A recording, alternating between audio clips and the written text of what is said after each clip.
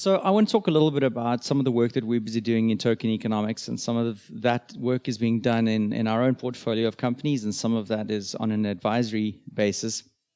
It's a little bit about who we are. We are effectively early stage blockchain investors. We've been fortunate enough to be invested in a couple of the early winners in this space, like Block One, the creators of EOS, BitGo, the multi-sig wallet, Zeppelin, the smart contracting platform, and a couple of others as well. So we've had, over the last year and a half, going on 2 years, quite a lot of experience with working in the nuts and bolts of, like, how do you design token economies and how do you make sure that they're useful and help businesses to achieve their objectives, and that we're not just issuing shitcoins. So perhaps it's useful to kind of start again with kind of going, okay, well, when we're talking about economics in the context of crypto, what exactly are we talking about? And here it really is just, we're talking about the production, the consumption, the exchange of goods and services. And we have a macro view, or what happens at an aggregate level, and we have a micro view, or about how you create incentives for behavior for economic participants, individual market participants. And I think that the other element of that is if you boil it down into, so what is an economy then, is that it is that place where this exchange, the production, exchange, and consumption of this happens by those market participants. And so what we're really trying to do here is to create an environment that is conducive to that kind of market activity. But it's perhaps useful to start off by talking about the fact that these business models are necessarily decentralized when we're talking about embedded microeconomies. And the best way to understand why decentralized business models and token economies go together with each other is to talk a little bit about my experience with getting to Gibraltar. And so on June 7th, I had a conversation with Stuart from TokenMarket, and he said, yes, please come along to Gibraltar. And I was in Italy at the time, and I said, fantastic. And I went online to go and see whether or not there's a visa requirement, and realized that I needed a UK visa to come to Gibraltar. And so my UK visa had expired, and so I flew from Barcelona, well, eventually a week later, got to Barcelona, flew from Barcelona to Madrid, and then went and applied for a UK visa, and I paid 900 euros, and they said 5-day turnaround time, so I flew back to Barcelona, and they said, don't worry, we're going to send you your passport. But what they actually did in the background is that they scanned the documents and they sent them to London. And somebody in London sat on those documents for about 8 days. And by the time we got to Tuesday this week, I was like, okay, either I'm not coming to Gibraltar, or otherwise we need to make another plan. And so through TokenMarket people being super, super helpful, we actually managed to get, I mean, this is just ridiculous, but we got the head of the border agency at Gibraltar to issue a letter to say that I can enter Gibraltar without a visa. And yesterday at 9 p.m., I arrived at Gibraltar and crossed the border. Now, what is actually going on here is the centralized network is only able to make a decision at one location, and there is no incentive to make that decision for what is happening at the edge of the network. In the decentralized network, what is happening is that there is an exchange of information, there is an incentive to take action, and there is the ability to take action. And so in the first version of these kinds of networks, there was the information exchange, but there wasn't the value exchange. There wasn't the embedded incentive in that decentralized network, which is so important to why these new business models require their own microeconomies. But we still have the problem of regulations not quite fitting what it is that we're trying to create here. And so there is still a lot of talk about whether or not these tokens are commodities, whether they are money, whether they are securities. And the answer to which one of those they are is it kind of depends on how you use the technology and what the technology, how it is being applied to the use case. But that doesn't mean that regulators haven't stepped up and decided they're going to decide what these things are. And so in the US in particular, we unfortunately have a situation where I spend a lot of time, where the SEC, or the Securities and Exchange Commission, has determined that these tokens are, at least all of the tokens that have been issued up to this point, are securities, and that they should fall within securities regulations in the US. And you might think, well, that's not such a bad thing because at least now we have regulatory certainty. But the challenge is that as soon as you fit within a definition of regulation in the US, you are constricted by your ability to transfer these tokens, by sell these tokens, to trade these tokens, or to create liquidity. And so you're effectively removing some of the things that make these new types of assets useful by fitting them into securities regulations. And so in the US, the test is something called the Howey Test. I'm sure you've all heard about it. It kind of has 4 prongs to it. It's a negative test. Unfortunately, it's also 70 years old, and it was originally a Supreme Court case where the SEC took a bunch of people to court about investing in an orange grove in southern Florida. So really the relevance of this kind of framework immediately gets called into question. But let's just assume for the time being that Howey ages well. And so the 4 prongs of the Howey test are: was there an investment of money? Was it into a common enterprise? Was there an expectation of profit? And was that profit most likely going to be as a consequence of the effort of another group or person? And so what you find when you're designing token economies is that it is actually very difficult for you to pass or fail the first 2 legs of the Howey test. But it is very, very possible for you to design token economies intentionally so that you can fail parts 2 and 3 of the Howey test. It is possible still today to issue a utility token in the US that is not a security. And what's useful about knowing that is that the SEC has actually confirmed this. The SEC has said in statements or in comments made about 2 weeks ago, although not directly from the SEC, but nevertheless from an important representative, to say that, yes, it is possible to issue a utility token in the US, and the most important consideration, and perhaps the first thing to consider, is that you need to be selling to people that are going to be using it inside a network that already exists. The other things that you need to consider is that you need to have decentralized governance in such a way that it is difficult to identify who the promoter is or who it is that is going to ensure that the network in fact works and that the network is successful. And so the more you decentralize governance, the more difficult it is to identify who that person is and who needs to make those disclosures in terms of securities regulations. Now you might say, well, again, what is this all going to do with anything? Why don't we just say these things are securities and move on? And the reality is that we're talking about a new type of asset that is completely different, once again, to our original conception of what a security is. And when we try to fit it into existing regulations, we make them less useful.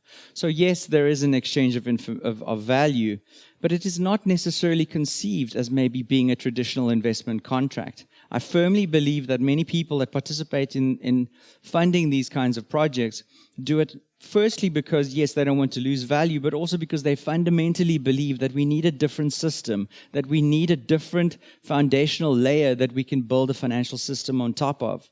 And so it is not as simple as saying that there is an investment of money and that there's an expectation of profit and that this is all cold, hard cash and show me my returns.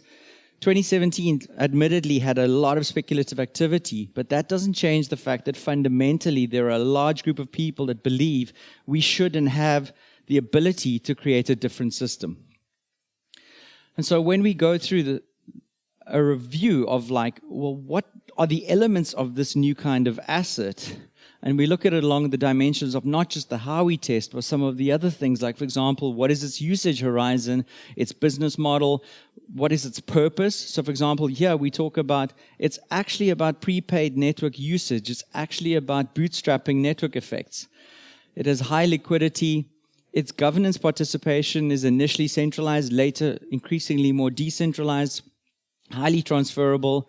And ultimately, these things are more like foreign currencies or virtual commodities than they are like securities. And so if you compare that, for example, to an unlisted equity security, it's really super obvious that these things are actually not securities. And where there are securities, it's because they've been badly designed. And so some of the projects that we work on, this is usually the first thing that I get when I say, well, show me what the token economics are, the microeconomics associated with this. And the founders will say to me, well, this is kind of what the pie looks like, and don't worry, this 30% of a year is going to be vested over 3 years, and this 20% of a year is going to be released out of cold over 5 years. And so, it's not all going to be flooded into the market. We'll protect the price of the asset. And this is only the first step in the process. This is definitely not token economics. This is just at a very macro level, kind of identifying how many of these things you're going to be issuing. And the problem that we immediately have on these projects is that there is no connection between the level of economic activity taking place and the amount of monetary units in circulation. So the next step in this, I guess, in this kind of review is to say, well, how do we design a token economy in a way that we can protect the price of the monetary unit? And not because we're trying to create a speculative asset, but because nobody is going to participate in an economy where the amount they put in is higher than the amount they take out. So you need to create something which, in order for these units to function as a unit of account, a medium of exchange, a store of value, some of those functions of money, they have to be able to be stable stores of value. And to do that, you need to be able to protect their price. And if you can't hold their price stable, then at least it needs to be trending upwards and not downwards. And so some of the frameworks that were created in 2017, or what were first applied by the likes of Chris Beniski, was to use something called the equation of exchange. And this was kind of borrowed from traditional economics. And the principle kind of goes that there are two economies that are equal to each other. And the one is the monetary economy, where we're talking about the number of monetary units in circulation multiplied by the velocity, or the number of times that they circulate in that economy. And that's equal to the standard price of a transaction multiplied by the number of transactions in that economy. And that is called the real economy. And so if you manipulate this equation, what you quickly realize is that if you can reduce the velocity of the number of units in the economy, then theoretically a larger amount of economic activity is associated with a smaller number of these units. And the theory kind of goes, and this is kind of where the logic gets a little bit tricky, that should increase the price of the tokens. And so for a large part of 2017, microeconomics or token economics were concerned with, how do I lock up as many of these tokens as possible whilst after I've already sold them, so that I have as few of them in circulation as possible, and if they trade on secondary markets, that will tend to have an upward impact on the price. And my view is that this is completely the wrong way of looking at how do you create something useful. And so I think that we should actually rather view, how do you determine foreign exchange rates in traditional fiat markets, and what are the drivers for those kinds of prices? And here we're looking at things like differentials in inflation, interest rates, current account deficits, public debt, terms of trade, political stability, and economic performance. But if you apply that to tokens, what you find is, because they're not currently debt-based, that actually there are only three, and maybe you add one more in. And if you simplify further, you can find that the four primary drivers of the price of a token are its supply schedule, governance participation, network utilization, and speculation. And we focus a lot of our effort, or a lot of the news focuses on the speculation, but I think that what we're doing in economic design at the moment is to focus much more on how do we do the first three really well, so that when we are in a bear market, or when we get back into a situation where we can focus on building really useful networks, that we're going to have economies that are well designed. And so the second step in this, or second challenge that we have with these designs, once these tokens have been issued, and again, confirming the fact that there is a misunderstanding about the economic drivers of these microeconomies, is that once tokens have been issued, there needs to be buy-side support, or otherwise the price will drop. And the reason, and really what we're doing in these designs then, is we're saying, in the absence of having a mining function in your decentralized business or network, you have to have a work function. There's got to be some reason why your network exists. It's got to be performing an action that is useful to the network participants. in order to create that buy-side support. You cannot create coins, give them away forever, and hope that they will maintain or increase in price. Doesn't work. And another perhaps important point, which some of the other speakers have brought up today, is this idea that we suffer from volatility with crypto asset prices. And it significantly impacts our ability to use them as units of account, medium of exchange, and store of value. And the reasons are super obvious, because if you put money in today, it could be worth more or half within hours, minutes, days. And that makes it super difficult for people to adopt these kinds of systems because they don't trust that they will be able to retain their value. So there is some data that tells us that that could just be a function of the fact that this industry is fairly mature, or immature rather, and that some of the data from the early formal gold markets tells us that once these markets become more mature, we will see a decrease in the amount of volatility. And so this is just a function of time and level of economic activity. But there is another set of data, and this comes from the St. Louis Fed and was published at Consensus 2018. And it tells us, in this case, they did an analysis of real GDP growth rates in the US and in Japan over a 20-year time frame, and compared that to volatility between the US dollar and the yen.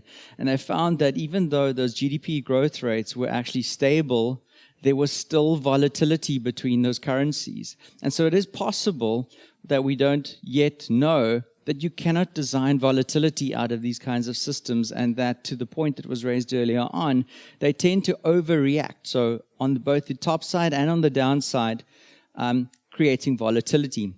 And that's something we're going to have to monitor and see whether or not design considerations can help us to build better microeconomies.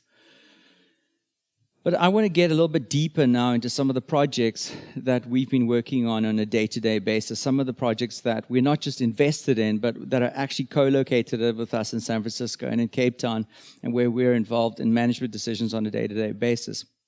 And the first is an augmented reality game that we did the first token sale for, and that was end of 2016, early 2017, practically a lifetime away. And the thinking was kind of that we had this game, it needed an in-game currency, it would be useful if that was on the blockchain, and we had the added benefit of we wanted to issue the creature tokens in what subsequently became known as non-fungible tokens, but at the time we didn't have a standard for it. And what was interesting about when we did this token issuance and what we subsequently learned about that is that it was fairly common practice at the time to create a certain number of tokens, put them in issuance, and burn whatever you were not able to sell. And the idea then is that you would have a redemption mechanism so that you would have to buy these tokens back from the secondary market in order to burn them, and that would create upward price pressure. And everybody was very excited about that, except for the fact that that's really obviously a security. And so a couple of months after we had completed the token sale, we redid the token economics and we created a different system. And it kind of works as follows. And I think that it was the first dual token economic structure that was created for a decentralized system. And it's got effectively two tokens. And the first token is a reserve token and the other one is the in-game currency. And so we have the benefit of the reserve token still plays the function of backing based upon some kind of ratio, the number of in-game currencies that are or units that are in circulation, but it separates or creates a level of abstraction which removes volatility. And what it also does is it doesn't have a forced redemption mechanism. So although the game still has to buy these tokens from the secondary market in order to issue new in-game currency, it's not forced to do that. And so the good thing is we got US counsel to confirm that it's not a security and it's a perfectly legitimate way of creating a dual token structure.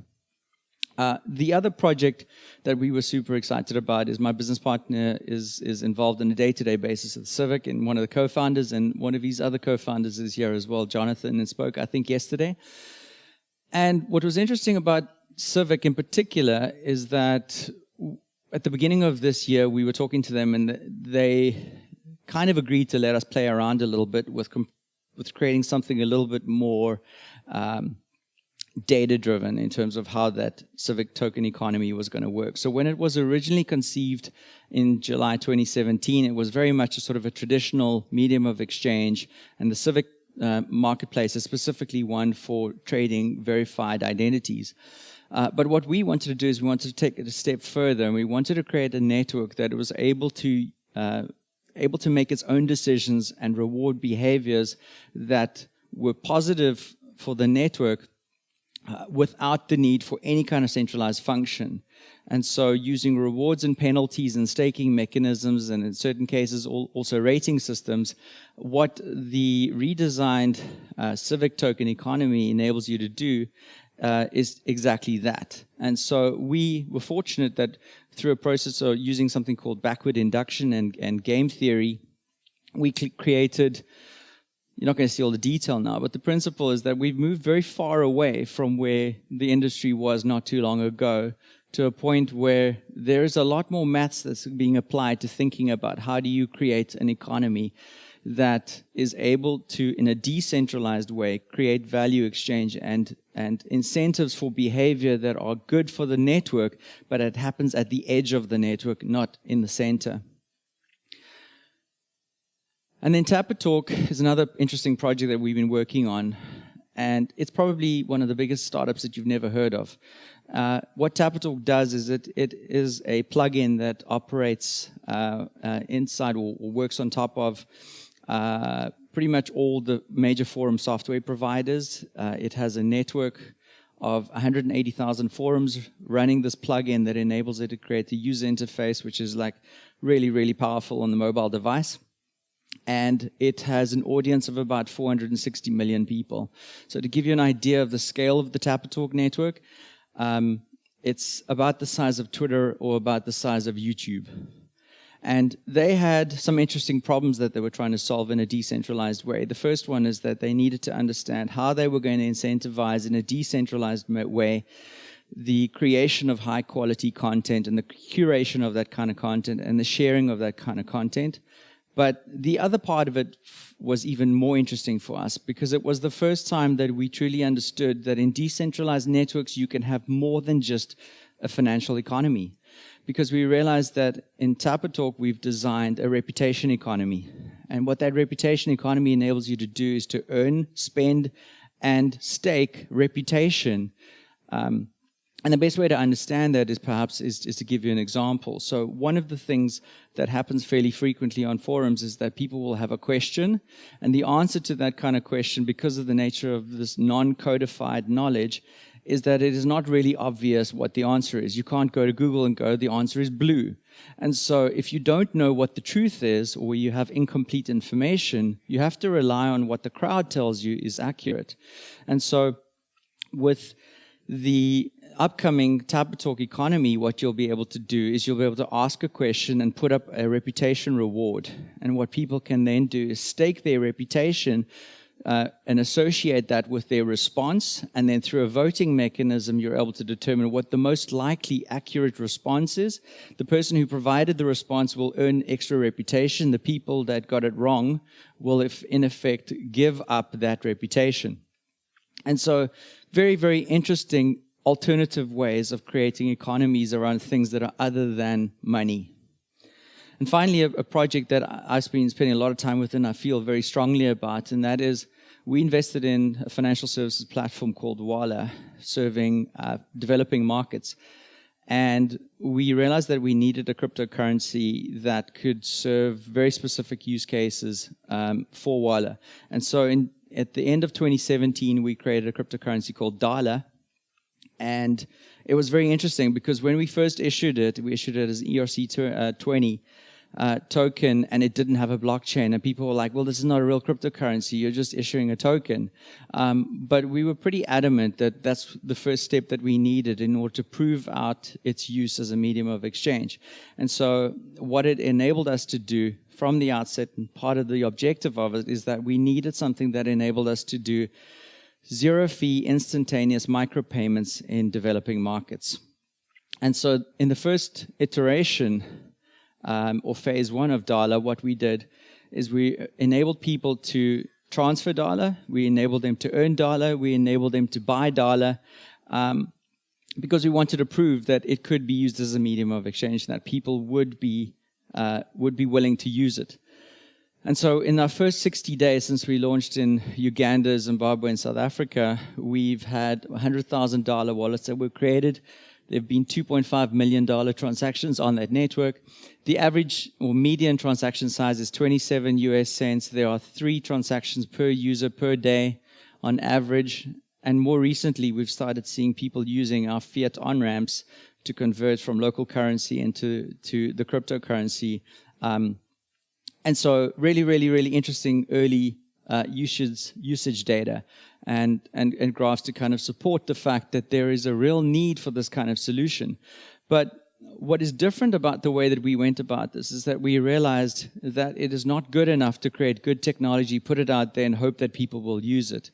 And so in the second version or the second phase of Dala, we created what is effectively, or in the process of creating, what is effectively what we believe the world's first meta cryptocurrency.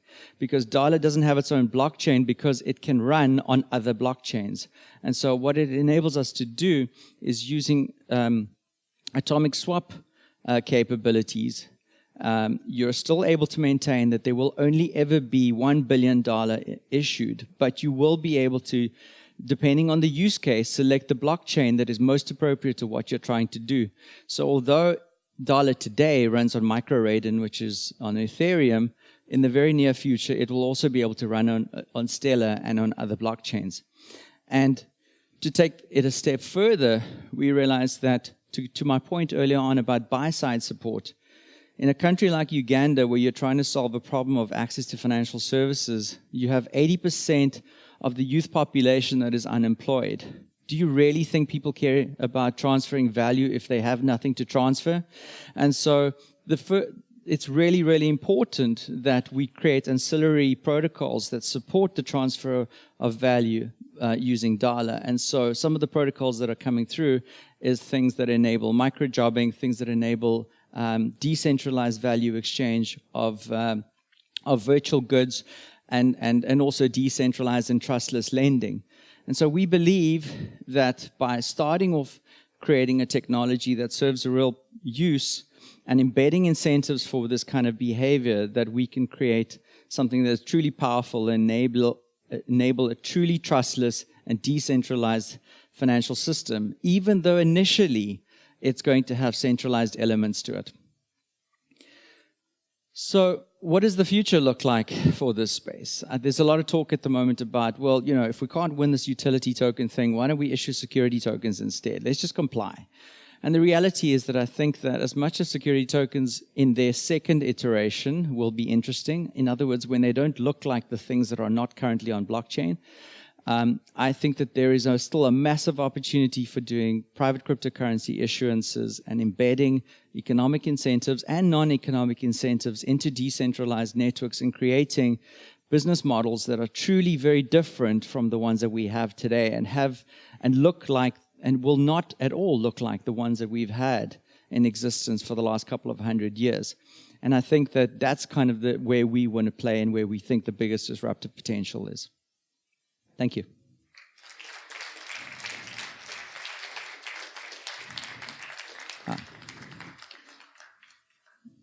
Any questions? Hello. Hi. Just wanted to know with Dala, feeless transactions, how is that possible with Ethereum? Since there are miners, so yeah, if you could elaborate on that, thanks. So in this particular case, what happens is that transactions are batched, processed on Raiden, and we absorb the transaction fees. And the idea is that you have an offset mechanism so that where you do have the ability to earn off of partners, so for example, through rebates on airtime purchases, that you would use that to offset against batch transaction fees. Is there anybody else? Stephen.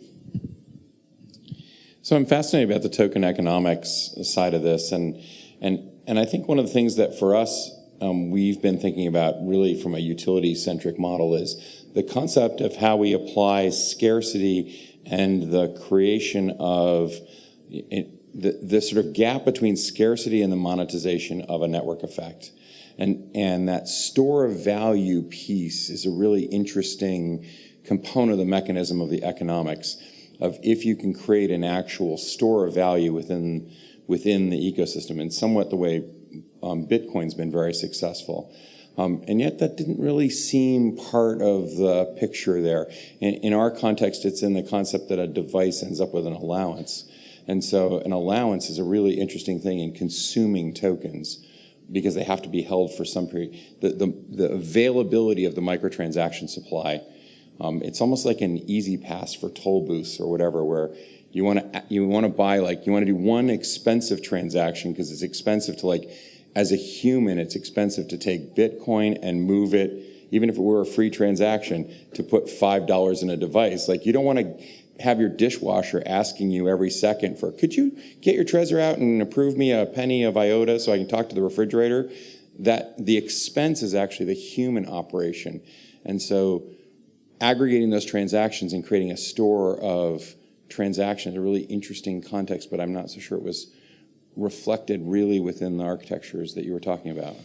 So perhaps additional disclosure is helpful, yeah. So I'm also the executive director of the Bitcoin Foundation, and I really believe that Bitcoin is the foundational reserve currency in this economy that we're trying to build. Whether or not it becomes something else, we'll figure that out later on. And so there is an interesting variation on the equation of exchange, which takes into account the transaction cost or the switching cost and the lost opportunity associated with holding in local currency, or rather holding in a specific cryptocurrency, or holding in Bitcoin, or holding in fiat. And so I think that rather than creating perverse incentives for people to hold, it is about creating, I believe, in so much utility, and to the point that where you have quick consumption, so you don't want to have to top up manually all the time, and so you would rather, for example, batch transactions, hold them, but it's because it's driven by utility rather than some kind of perverse incentive to hold for no particularly good reason. Yeah. Is there anybody else like to ask Llew a question? Hi there. So you're talking about running a lot of money through the model for this to make sense. How are you going to prime your economy? You need potentially hundreds of millions of dollars to start the engine going before the turns make any sense. It's a good question. So that's one of the reasons, in fact, when you're bootstrapping one of these networks, it's not useful to use an existing coin to do that, because you want a situation where the future discounted value significantly exceeds the zero cost associated with issuance. Now, that doesn't last very long if you're not actually creating value in the short term. But the principle is kind of like, I think that, again, it kind of depends on how large the network is that you're trying to create. But I don't think that you can actually create a microeconomic economy with less than $10 million. And what you then do is you have the effect of future discounted value that you can put into that liquidity pool, or not that liquidity, that bootstrap pool that you use then to incentivize early network behavior once you've identified what the behaviors are that create network value, but that you also have that work function so that people have a reason to use the network. So they're incentivized to join, but then they also have value or utility that comes out of the network. And so I think that you're 100% right that these are not cheap. But they're also significantly less expensive as long as there is a perception that the future value is significantly higher than the current the cost. And it has to be higher than exiting money out of the economy to use it in the real world. Yeah. I have a question. Thank you very much for your presentation. It's very insightful. Sure. When I think of token economy, one question always I can figure out: how do you design the token distribution schedule and amount? Because if you compare to Bitcoin, right? I mean, you have that predictable and mathematic distribution, but when you design a token economy, you cannot anticipate the participation as well as the network effect. Therefore, it's hard to design your value to come to an equilibrium.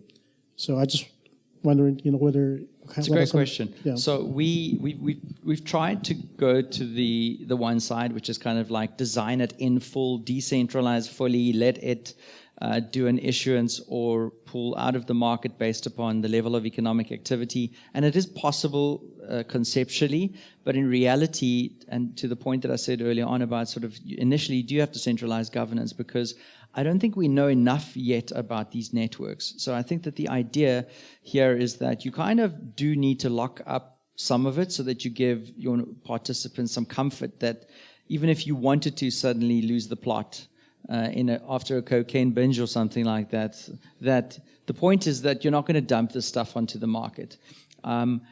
But on the other hand, what there's also not a percent. There is a lot of people believe that the holders of the original issuers of the currency are somehow perversely incentivized to dump, and they're not. They're actually exactly the opposite. So again, if you can create these economic incentives for network behavior, then there is less of a concern that you're going to do that kind of thing. I think that to your question, though, is that how do you get the exact number right?